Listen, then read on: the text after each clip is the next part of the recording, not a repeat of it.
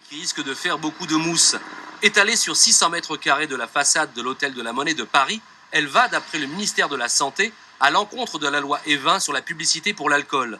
C'est pourtant un autre ministère, celui de la Culture, qui a donné le feu vert à cette bâche de chantier publicitaire.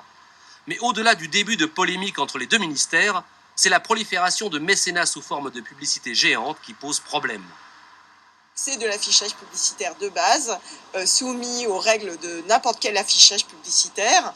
Et on peut parler de mécénat, etc. À partir du moment où on met un logo et qu'on a un intérêt à ce qu'il soit vu par le plus grand nombre, c'est tout simplement de la publicité. D'énormes publicités qui peuvent rapporter gros plusieurs millions d'euros pour certaines d'entre elles, finançant ainsi une partie du coût des travaux de rénovation. Pour l'association Antipub, cela reste un mauvais calcul. Quand on dégrade le patrimoine, derrière, il y a toute l'industrie du tourisme qui est impactée.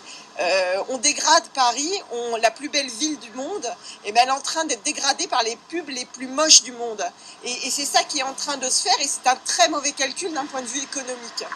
Les espaces publicitaires sur les bâches de monuments historiques en travaux sont régis par plusieurs textes assez flous pour permettre à peu près toutes les dérives sous prétexte de mécénat. Mais tout ne s'achète pas. Le Panthéon a préféré faire appel à un artiste plutôt qu'à un annonceur pour couvrir ses travaux. Les grands hommes n'ont décidément pas de prix.